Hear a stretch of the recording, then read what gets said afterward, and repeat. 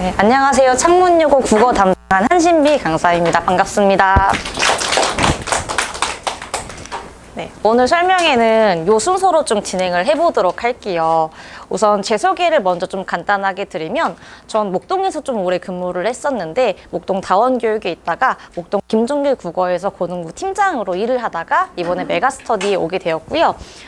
목동에 있는 동안에 좀 좋은 결과가 많이 나왔었어요. 목동의 주요 학교 중에 하나인 진명여고에서 1등급이 전교에 16명까지인데 제 반에서 항상 8명 이상씩은 배출이 됐었거든요.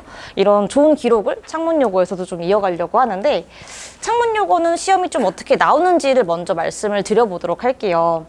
일단 첫 번째는 문학, 독서, 문법 전체 영역이 좀 골고루 출제가 된다. 이게 첫 번째 특징인데 작년 중간고사, 1학기 중간고사 기준으로 좀 말씀을 드리면 교과서랑 모의고사가 시험 범위에 들어갔거든요. 그래서 총 문학이 5지문, 독서가 3지문, 그리고 문법이 의문의 변동 1단원 이렇게 출제가 됐었습니다.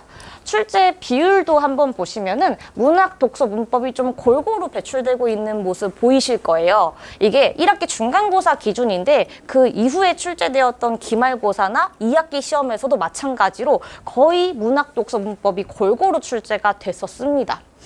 그래서 전체 영역을 조금 다 시험 대비를 할 필요가 있는 학교라고 생각을 해주시면 될 것 같은데 시험 범위 량에 대해서 말씀을 좀 드리면 좀 준수한 편입니다. 다른 학교들에 비해서 엄청 많은 편도 아니고요. 엄청 적은 편도 아니에요. 평균적인 고등학교의 시험 범위 정도라고 생각을 하시면 되는데 그것보단 살짝 많습니다. 적은 편은 아니에요.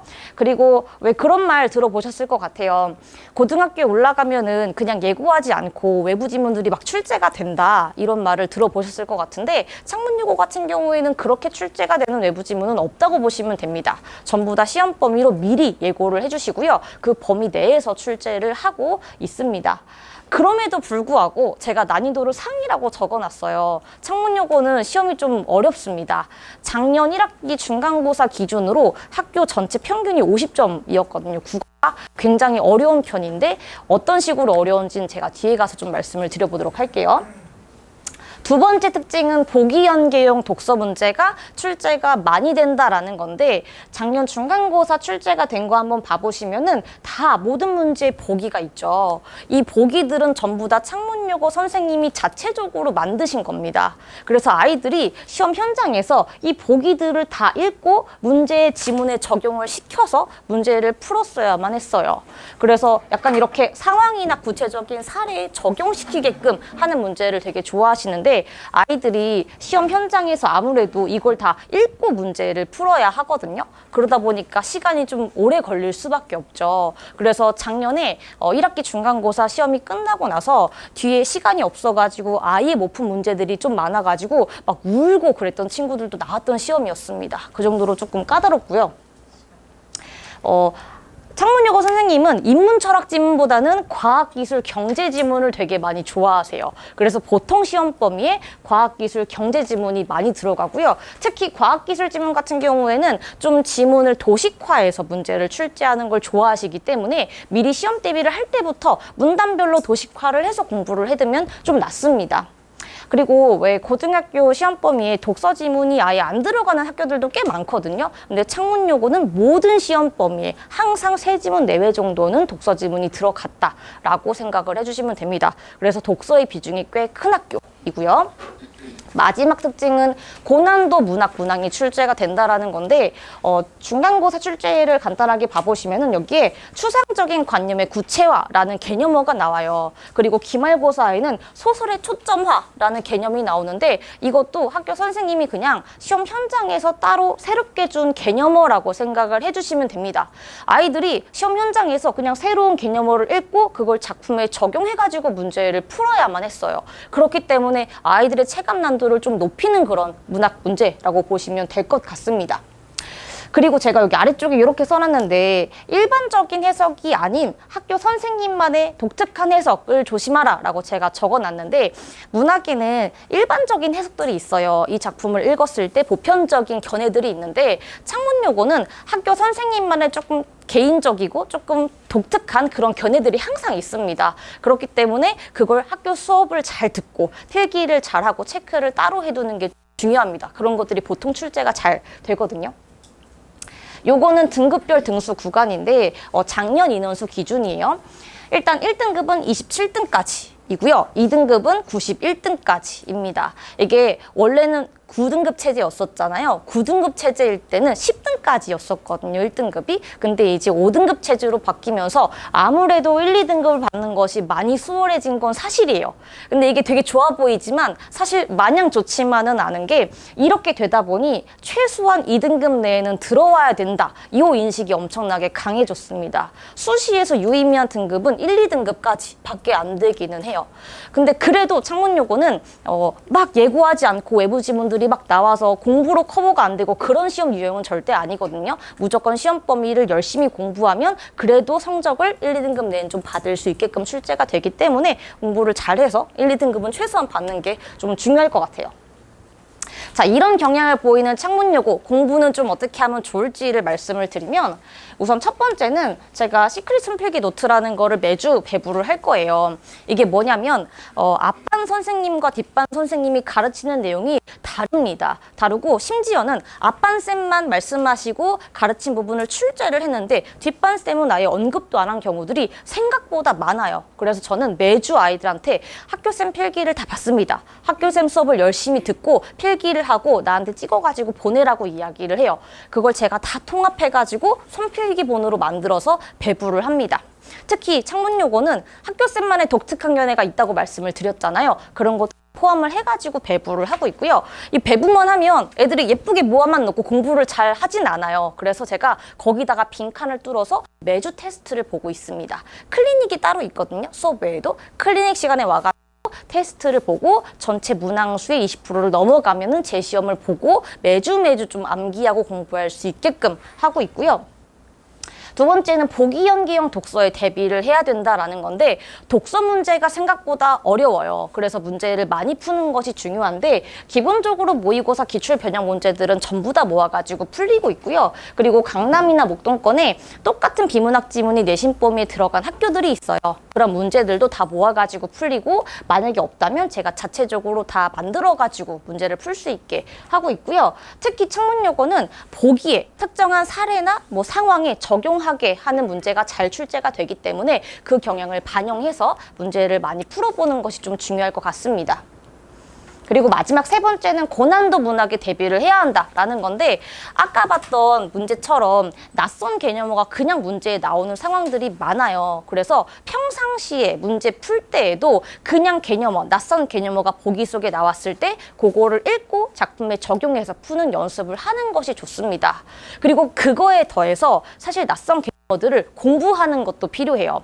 왜냐면 작년 중간고사에 나왔던 기출문제에 추상적 관념의 구체화가 나왔다고 말씀드렸잖아요. 사실 그 개념은 미리 알고 있는 친구들도 많았어요. 공부를 했으면 알 수 있는 개념어이긴 합니다. 그래서 매주 낯선 개념어가 나왔을 때 그냥 읽고 푸는 것도 연습을 하지만 그 개념어를 공부하는 것도 둘 다 같이 병행이 돼야 좋다라고 말씀드리면 될 것 같습니다. 네 번째 저희 수업 시스템을 좀 말씀드리면 이렇게 구성이 되어 있는데요. 하나하나 좀 말씀을 드려볼게요. 일단 첫 번째 진도는 창문요고 맞춤 자체 교재로 제가 진도를 나가고 있고요. 왜 모의고사 같은 이 교과서 외의 범위도 있을 수 있잖아요. 그런 것들도 전부 다 자체적으로 과제집, 교재집을 만들어가지고 배부를 하고 그걸로 진도를 나가고 있고 그리고 복습 같은 경우에는 앞서 말씀드린 손필기본 그거를 주고 매주 빈칸을 뚫어서 테스트를 보게끔 그래서 창문요고는 말씀드렸지만 시험 범위 외에 다른 지문들이 나오지는 않습니다. 시험 범위가 정해져 있고 그 내에서만 나오기 때문에 매주 그 시험 범위를 암기하는 방식이 제일 효과적이에요. 또 과제는 창문요고 자체 과제집 한 주에 내신 대비 클리닉 이거 한신비이긴 한데요. 요게 매주 이 문제를 풀리고 그리고 기본적으로 자습서랑 평가 문제집도 풀어야 됩니다. 이것도 제가 관리를 다 하고 있고요. 그리고 시험 직전쯤에는 전국 내신 기출 모음집이라는 걸 배부를 하는데 이거는 뭐냐면 왜 창문요고랑 출판사가 같은데 다른 학교들이 전국에 있잖아요. 그 학교 시험 문제들을 제가 다 취합합니다. 취합해서 창문 요거랑 시험 범위가 같은 부분들을 다 타이핑해서 매주 풀 수 있게끔 좀 하고 있습니다. 모의고사 문제보다 내신 문제가 훨씬 어려워요. 내신 문제는 아무래도 학교 선생님들이 개별적으로 출제를 하는 거다 보니까 훨씬 까다롭고 좀 지엽적이고 그런 문제들이 많은데 그런 거에 좀 익숙해질 필요가 있어요. 그리고 시험 직전에는 두 가지인데요. 일단 시험 전주쯤에 파이널 모의고사를 봅니다. 이거는 뭐냐면 창문여고의 시험 경향 그리고 시험 유형에 맞게끔 제가 다 자체적으로 문제를 출제해서 실전처럼 시험을 보는 건데요.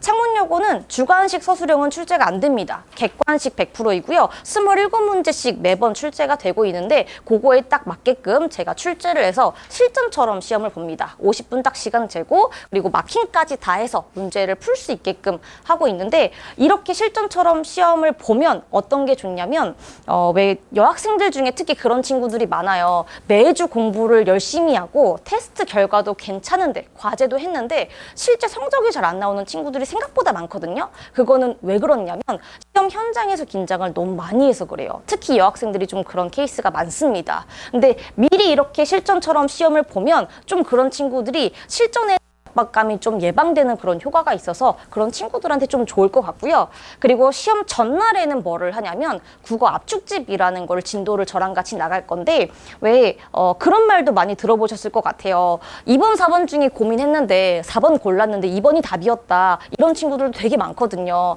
왜 그런 거냐면 학교쌤이 항상 굉장히 정답처럼 보이는 매력적인 오답선지를 하나씩은 출제를 같이 하세요.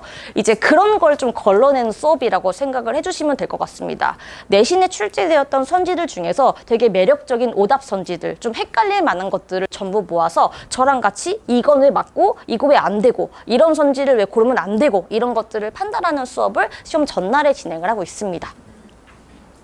요건 고등학교 3년 로드맵인데 아마 내신 외에는 그럼 뭘 하는지 궁금하신 분들도 계실 것 같아요. 수능 대비는 되는 건지도 궁금하신 분들 계실 것 같아요. 그래서 한번 만들어 봤는데 중간고사랑 기말고사 사이 뭐 정규 기간이나 여름방학, 겨울방학 동안에는 기본적으로 수능 수업을 진행을 합니다. 수능 수업을 진행을 하는데 1학년 때에는 수능 수업이지만 그래도 다음번 내신 때 도움이 최대한 되는 거를 진도를 나가고 있어요. 예를 들면 1학년 2학기에는 거의 모든 학교가 공통적으로 고전시가가 시험 범위에 들어가고요. 중세국어 문법이 시험 범위에 들어가요. 그래서 이 여름방학 기간 동안에는 최대한 고전시가가 시험 범위에 들어가면 그것만 나오지 않고 그거랑 연계해서 볼 수 있는 다른 작품도 같이 출제가 되거든요. 그런 것들을 여름방학 동안에 최대한 모아서 보고 있고 중세국어도 아이들 보통 싫어합니다. 보통 좀 너무 지루해하고 공부할 것도 많고 그래서 보통 안 좋아하는데 여름방학에 한 바퀴만 돌려도 훨씬 거든요. 그래서 이 기간 동안에 물론 이게 수능 대비도 되지만 다음번 내신에도 많이 도움되니까 이렇게 배분을 해가지고 진도를 나가고 있고 고2, 3으로 올라갈수록 수능 기출문제 분석하는 거 좀 더 수능 대비에 가까운 수업들을 진행을 하고 있습니다. 마지막 저의 관리 시스템 말씀드리고 마무리를 할 텐데요. 요렇게 있는데 하나하나 말씀을 좀 드리면 일단 1대1 밀착 클리닉을 진행을 합니다. 창문여고 같은 경우에는 목요일 날 클리닉을 제가 진행하게 될 텐데 매주 수업만 나가고 1대1로 제가 질의응답을 받거나 뭐 과제 제대로 했는지 복습했는지를 체크하지 않으면 아이들 관리가 생각보다 잘 안 됩니다. 그래서 매주 저랑 같이 1대1로 만나서 과제 체크하고 그리고 질문할 것들 상당히 많아요. 국어가 특히 질문 제가 1대1로 다 받아주고 있습니다. 저는 질문 조교는 쓰지 않아요. 제가 옛날에 질문 조교를 잠깐 한 달 정도 써봤는데 아이들의 만족도가 너무 떨어지더라고요. 왜냐면 국어는 외부 작품들도 많고 낯선 개념어도 많기 때문에 조교도 그거를 알지를 못해요. 그래서 아이들이 너무 싫어하는 걸 제가 보면서 조교를 질문을 절대 쓰면 안 되겠다라는 생각을 하고 그때부터는 전부 다 제가 1대1로 질문을 받아주고 있습니다. 그리고 매주 보는 테스트가 있다고 말씀을 드렸는데 손필기 테스트를 클리닉 때 와가지고 다 보게끔 하고 있고요. 그것도 마찬가지로 제가 직접 보고 만약에 전체 문항수의 20%가 넘어가면은 제 시험 보고 다 통과를 하고 집에 갈 수 있게끔 좀 지도를 하고 있고요. 그리고 아마 학부모님들도 좀 궁금하실 것 같아요. 아이가 매주 뭘 배우고 있는지, 과제는 제대로 하고 있는지, 테스트의 결과는 어떤지 좀 궁금하실 것 같아서 그것 다 문자로 매주 발송을 좀 드리고 있습니다. 요건 제 수업 후기이고요. 창문여고 시간표를 좀 말씀드리면 3월 8일 일요일 날 개강을 하고 일요일 저녁 6시부터 10시까지 수업을 진행하고 있습니다. 클리닉은 목요일 5시부터 10시인데 이 전체 시간 동안 다 있는 건 아니고요. 본인이 선택할 수 있게끔 하고 있어요. 전 5시에 올게요, 7시에 올게요 하면 와서 한 2시간에서 3시간 정도 사이로 클리닉을 진행한다라고 보시면 될 것 같습니다. 제 설명에는 여기까지 하겠습니다. 감사합니다.